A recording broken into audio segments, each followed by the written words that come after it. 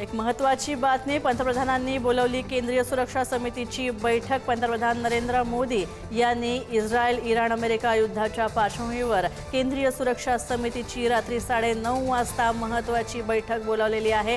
आखाती देशांमध्ये सध्या पाहायला मिळत असलेली युद्धजन्य परिस्थिती, युद्धाची बिघडत चाललेली परिस्थिती, या सगळ्या पार्श्वभूमीवर केंद्रीय सुरक्षा समितीची रात्री 9:30 वाजता पंतप्रधान नरेंद्र मोदी यांनी बैठक बोलावली आहे। शिवाजी काळे आमचे प्रतिनिधी फोन लाईनवरून आमच्यासोबत उपस्थित आहेत। शिवाजी, ही महत्त्वाची बैठक बोलवलेली आहे केंद्रीय सुरक्षा समितीची, कोणत्या प्रकारचे मुद्दे यात चर्चिले जाण्याची शक्यता आहे?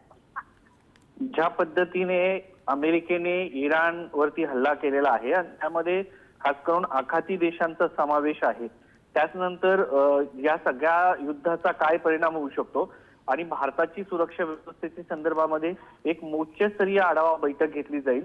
या बैठकीमध्ये साधारणपणे तिन्ही दलाचे प्रमुख जे असतात ते उपस्थित असतात आणि या अगोदर आपल्याला माहिती आहे की पहलगाम हल्ल्याच्या दहशतवादी हल्ल्यानंतर CCS ची बैठक झाली ती कॅबिनेट कमिटी ऑन सिक्युरिटीची। त्यावेळी पाकिस्तानी दहशतवादी ठिकाणी जमीनदोस्त करण्याचा निर्णय घेण्यात आला होता।